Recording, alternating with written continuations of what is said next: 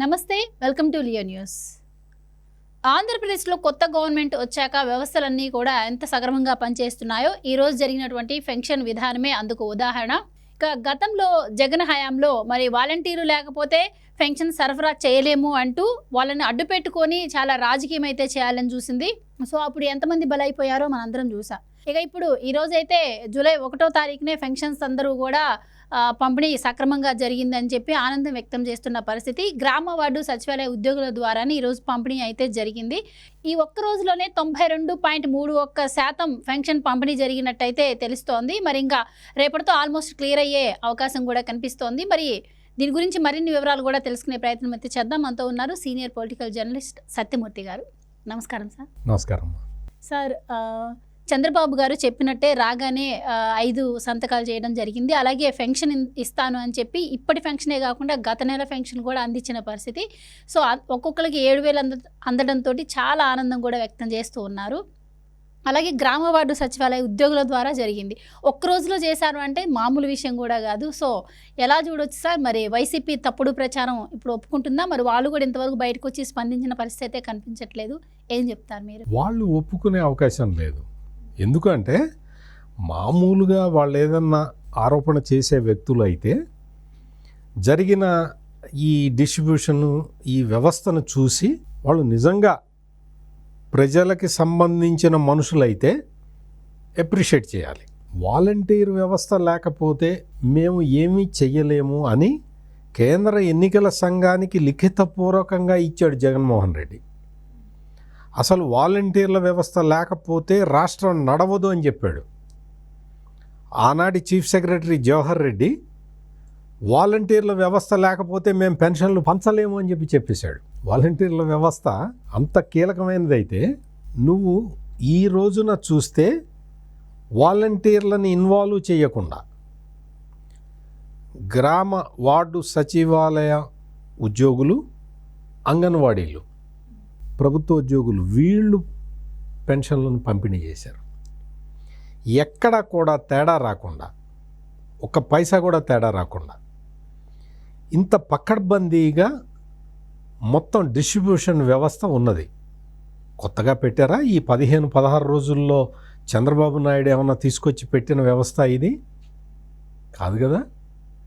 ఉన్న వ్యవస్థని, ఉన్న యంత్రాంగాన్ని ఎలా వాడుకోవాలో పాలకుడికి తెలియాలి.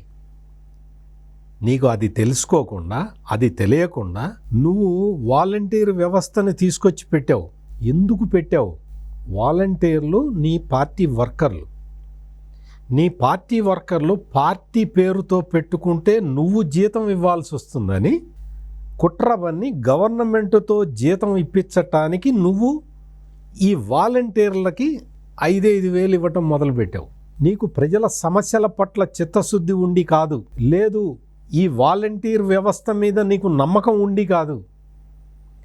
నువ్వు నీ పార్టీ వర్కర్లను ఉపయోగించుకొని 50-60 కుటుంబాలకి ఒక మనిషిని ఇన్ఛార్జిని పెట్టి నీ పార్టీ ఇన్ఛార్జిని పెట్టుకుంటే ఆ పార్టీ ఇన్ఛార్జికి నువ్వు జీతం ఇవ్వాల్సి వస్తుంది. కాబట్టి నీ పార్టీ నుంచి, నీ పార్టీకి కొన్ని వేల కోట్ల రూపాయల విరాళాలు వస్తున్నా కానీ ఆ ఫండ్స్ అన్ని దాచిపెట్టుకొని ప్రజలు ఇచ్చిన ట్యాక్సుల నుంచి ఆ డబ్బులతోటి వాళ్ళకి జీతాలు ఇచ్చి నీ పార్టీ వర్క్ చేయించుకోవటానికి నువ్వు పెట్టుకున్న వ్యవస్థ వాలంటీర్ వ్యవస్థ. ప్రజల సమస్యల పట్ల చిత్తశుద్ధితో నువ్వు ఈ పని చేయలేదు. ఈ రోజున వాలంటీర్ అనే వ్యక్తి, నేనేం వాలంటీర్ని తక్కువ చేయట్లే, వాలంటీర్ని ఎట్లా వాడుకోవాలో జగన్మోహన్ రెడ్డికి తెలీదు అని చెప్తున్నా నేను. వాలంటీర్ వ్యవస్థ గురించి మాట్లాడితే సజ్జల రామకృష్ణారెడ్డి, ఆనాటి ప్రభుత్వ సలహాదారుడు సజ్జల రామకృష్ణారెడ్డి వచ్చి చంద్రబాబు జన్మభూమి కమిటీలు పెట్టలేదా అని అడుగుతాడు. చంద్రబాబు జన్మభూమి కమిటీలకి ప్రభుత్వ డబ్బులు జీతం ఇచ్చాడా? దీనికి సమాధానం చెప్పాలి కదా సజ్జల రామకృష్ణారెడ్డి. జన్మభూమి కమిటీలకి ప్రభుత్వం జీతం ఇవ్వలేదు కదా, నువ్వు జీతం ఇస్తున్నావు కదా. ప్రజలు కట్టిన ట్యాక్స్ని జీతంగా ఇస్తున్నావు కదా వాళ్ళకి. ప్రజలు ఆ వ్యవస్థ ఎందుకు పెట్టావని అడగటంలో తప్పే ఉంది. ఈ రోజున పెన్షన్ల కార్యక్రమం ఇప్పటివరకు మనం డిస్ట్రిబ్యూషన్ గురించే మాట్లాడుకుంటున్నాం. డిస్ట్రిబ్యూషన్ సమర్థవంతంగా చేశాడు. 92.31% పైగా జరిగిపోయింది. సాయంత్రం 6:30 కల్లా జరిగిపోయింది. అదొక అద్భుతం. నీకు ఇంకా ఒక 5 లక్షల మందికో 6 లక్షల మందికో ఇవ్వాలి. ఈ 5 లక్షల మంది 6 లక్షల మంది కూడా అవైలబుల్గా లేకపోవటం వల్ల ఇవ్వలేదు. ఇక్కడ మనం ఈ మొత్తం ఈరోజు పొద్దున 6 నుంచి సాయంత్రం 6 వరకు జరిగిన ఈ అద్భుతమైన ఈ ప్రక్రియలో మనం చూడాల్సిన ఆస్పెక్ట్ ఇంకోటి ఉంది. ఖజానా మొత్తం ఖాళీ చేసి వెళ్ళిపోయాడు కదా జగన్మోహన్ రెడ్డి. ఒక్క పైసా కూడా లేకుండా చేశాడు కదా.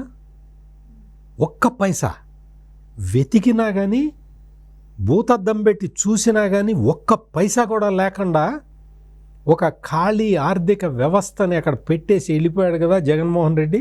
మరి ఇంతమందికి సామాజిక భద్రతా పెన్షన్లని చంద్రబాబు ఎలా ఇవ్వగలిగాడు? ఒక్క సామాజిక భద్రతా పెన్షన్లే కాదు, ఈరోజు ప్రభుత్వ ఉద్యోగులకి బ్యాంక్ నుంచి మెసేజ్లు వచ్చినాయి. యువర్ శాలరీ డిపాజిటెడ్ అని మెసేజ్లు వచ్చినాయి. రేపో ఎల్లుండో పెన్షన్దారులకి పెన్షన్ వచ్చేస్తుంది. ఎవరైతే ప్రభుత్వ ఉద్యోగులు, రిటైర్డ్ ప్రభుత్వ ఉద్యోగులకి పెన్షన్ వచ్చేస్తుంది. ఇవన్నీ ఎలా జరుగుతున్నాయి అంటే ఆర్థిక క్రమశిక్షణ ఉన్న వ్యక్తి పాలకుడుగా ఉంటే ఇట్లనే జరుగుతుంది. ఆర్థికంగా అక్రమాలకి పాల్పడిన వ్యక్తి పాలకుడిగా ఉంటే అట్లానే జరుగుతుంది. వ్యవస్థ సక్రమంగా రాష్ట్ర ప్రభుత్వం అంటే లెక్క జమ చూసుకునే చిల్లర దుకాణం కాదు, అది ఏదో కిరాణా షాపు కాదు. ఈ వ్యవస్థ మొత్తం తనంతట తాను నడుస్తూ ఉంటుంది. నువ్వు ఒక హెడ్ ఆఫ్ ది ఇన్స్టిట్యూట్గా, అంటే రాష్ట్రానికి ఒక ముఖ్యమంత్రిగా నువ్వేం చేయాలి అంటే ఆ మామూలుగా నడిచే వ్యవస్థలో నీ వేలు పెట్టకూడదు. ఇది జగన్మోహన్ రెడ్డికి తెలుసు. ఎట్లా అక్రమాలు చేయాలో తెలుసు కాబట్టి అక్కడ ఇక్కడ తనకి ఎక్కడ కావాలో అక్కడ వేలు పెట్టి సిస్టమ్ని ఆపేశాడు. చంద్రబాబు నాయుడు పరిపాలనా దక్షుడు కాబట్టి వ్యవస్థకి ఒక డైరెక్షన్ ఇచ్చి వదిలేస్తాడు. అందుకని ఇన్ని వేల మందికి పెన్షన్లు ఇచ్చేశారు, ప్రభుత్వ ఉద్యోగులకి జీతాలు ఇచ్చేశారు, రిటైర్డ్ ప్రభుత్వ ఉద్యోగులకి పెన్షన్లు వచ్చేస్తాయి, సర్పంచులకి జీతాలు ఇవ్వటానికి పెండింగ్ శాలరీ బిల్స్ ఇచ్చేయడానికి నిర్ణయం తీసుకున్నారు. మీకు ఇంకా అతి త్వరలోనే నేను ఊహిస్తున్న దాని ప్రకారం పెండింగ్ బిల్స్ కూడా క్లియర్ చేయటం మొదలు పెడతాడు చంద్రబాబు నాయుడు. జగన్మోహన్ రెడ్డి బడా కాంట్రాక్టర్లకి మాత్రమే బిల్లులు ఇచ్చేవాడు. చాలామంది ₹1,00,000, ₹2,00,000, ₹3,00,000 పనులు చేసి ఆ బిల్లులు రాక ఆకలితో అలమటిస్తున్న కాంట్రాక్టర్లని జగన్మోహన్ రెడ్డి పట్టించుకోలేదు. వాళ్ళు చిన్న పనులు చేసేవాళ్ళు. ఒక ఊర్లో ఏదో మురుక్కాలో కన్స్ట్రక్ట్ చేయాలి, 60,000 70,000 అవుతాయి. అందులో అతనికి 5,000 3,000 2,000 ప్రాఫిట్ ఉంటుంది. అంటే అతి చిన్న కాంట్రాక్టర్. అతను 60,000 ఖర్చు పెట్టిన తర్వాత ఆ 60,000 ఇవ్వకపోతే అతను సిమెంటు, ఇసుక ఇవన్నీ ఎక్కడి నుంచి తెచ్చుకుంటాడు? ఆ డబ్బులు ఎక్కడి నుంచి వస్తాయి? ప్రాఫిట్ పక్కన పెట్టు. అసలు పెట్టుబడి పెట్టిన దానికి కూడా బిల్లులు రాకపోతే అతను ఏం చేయాలి? దేశంలో ఎక్కడా లేని విధంగా జగన్మోహన్ రెడ్డి హయాంలో విజయవాడలో కాంట్రాక్టర్లు, చిన్న కాంట్రాక్టర్లు ధర్నా చేశారు.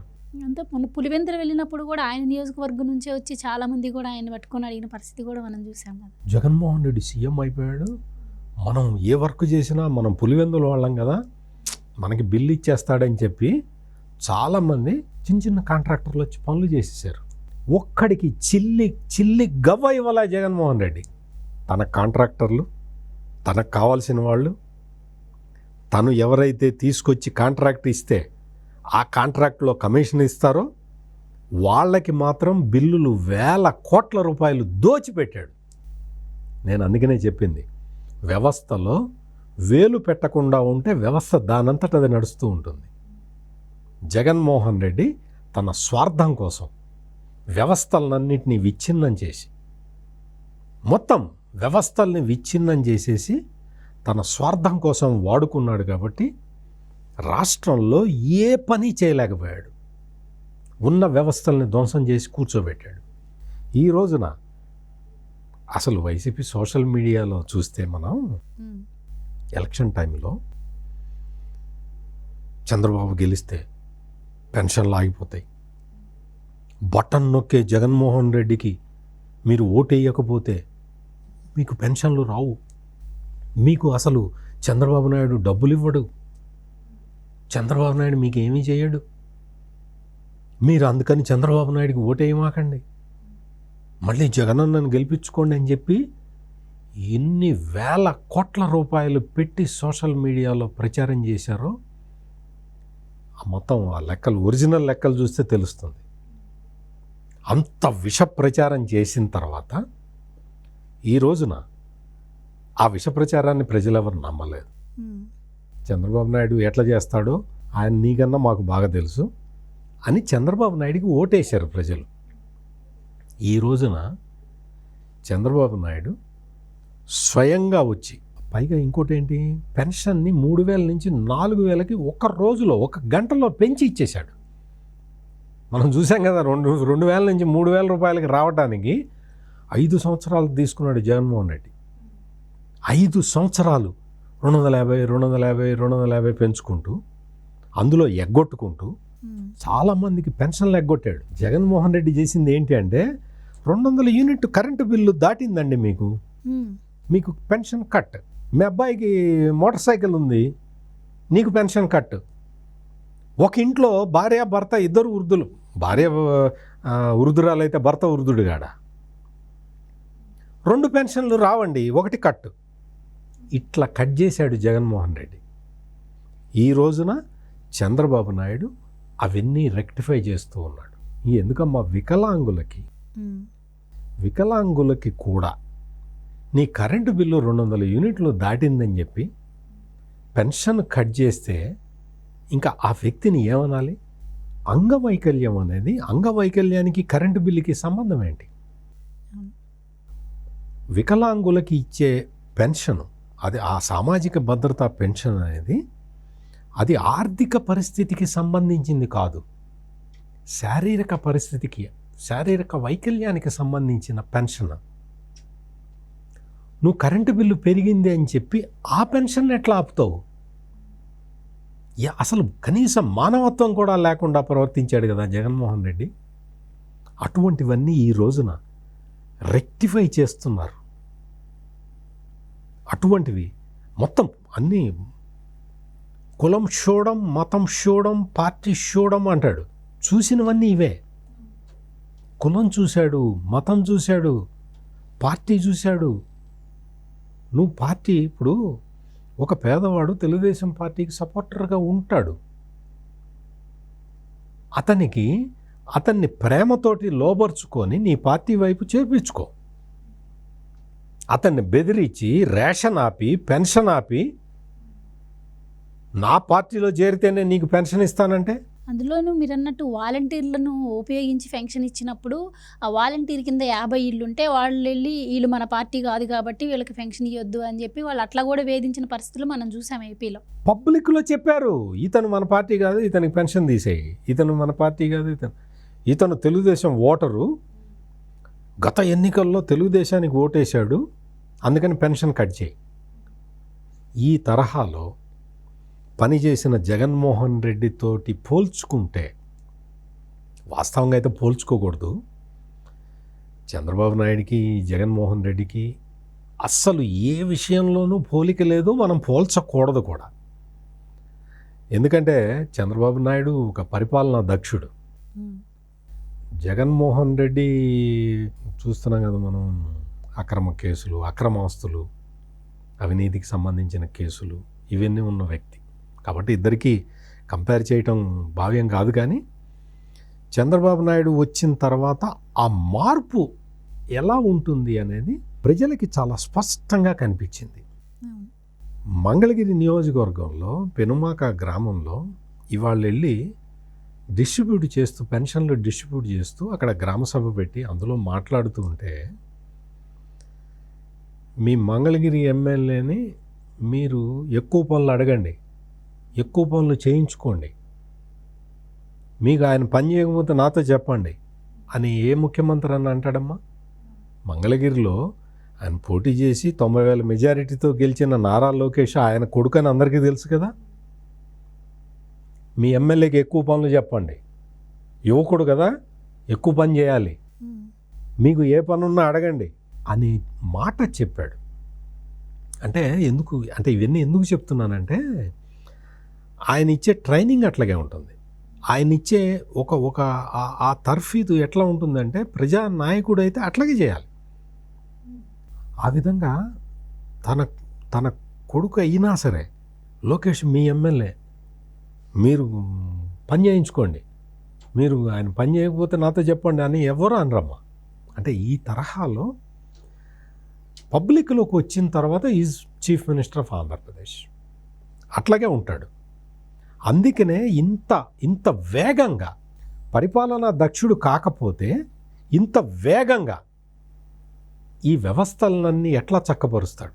ఈ సామాజిక భద్రత పెన్షన్లని సమర్థవంతంగా ఒక పంపిణీ వ్యవస్థని, కొత్త నూతన పంపిణీ వ్యవస్థని మొత్తం తీసుకొచ్చి ఒక్క రోజులో సెట్ చేసి 92% మందికి 93% మందికి పెన్షన్లు ఇచ్చేశాడు. అంటే ఈరోజు ఆంధ్రప్రదేశ్లో పెన్షన్ తీసుకునేవాడే కాదు, పెన్షన్ లాభితుడు, పెన్షన్ వచ్చిన వ్యక్తి కాదు, మొత్తం ఆ కుటుంబమే కాదు, మొత్తం ఆంధ్రప్రదేశ్ ప్రజలు మొత్తం ఉదయం నుంచి కళ్ళు అప్పగిచ్చి చూస్తున్నారు ఏం జరుగుతున్నది ఈ రాష్ట్రంలో అని. ప్రతి ఒక్క వ్యక్తి ఆశ్చర్యచకితుడై చూస్తున్నాడు. నిన్నటి వరకు ఎంత అస్తవ్యస్తంగా ఉంది ఈ వ్యవస్థ, 16 రోజుల్లో ఎట్లా సెట్ చేశాడు చంద్రబాబు నాయుడు అని చెప్పి ఆశ్చర్యపోతున్నారు. వైసీపీ వాళ్ళు మరీ ముఖ్యంగా వైఎస్ఆర్ కాంగ్రెస్ పార్టీ నాయకులు వాళ్ళు ఒక కోటి దేవుళ్ళకు మొక్కొని ఉంటారు, చంద్రబాబు ఫెయిల్ అయిపోవాలి, చంద్రబాబుకి డబ్బులు రాకూడదు, చంద్రబాబు అసలు ఈ పెన్షన్లు పంచకూడదు. వాళ్ళు ఏమనుకున్నారంటే పంచలేడు అనుకున్నారు. పంచలేడు, అది డబ్బులు లేవు, మొత్తం నాకేశాం కదా, ఇంకెక్కడ ఉంటాయి చంద్రబాబుకి డబ్బులు అనుకున్నారు.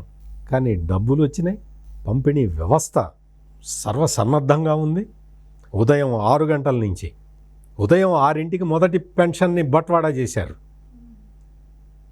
6 నుంచి సాయంత్రం 6 లోపల మొత్తం దాదాపు 5-6 లక్షల మందికి తప్ప అందరికీ పెన్షన్ ఇంటికి తీసుకెళ్ళి ఇచ్చారు.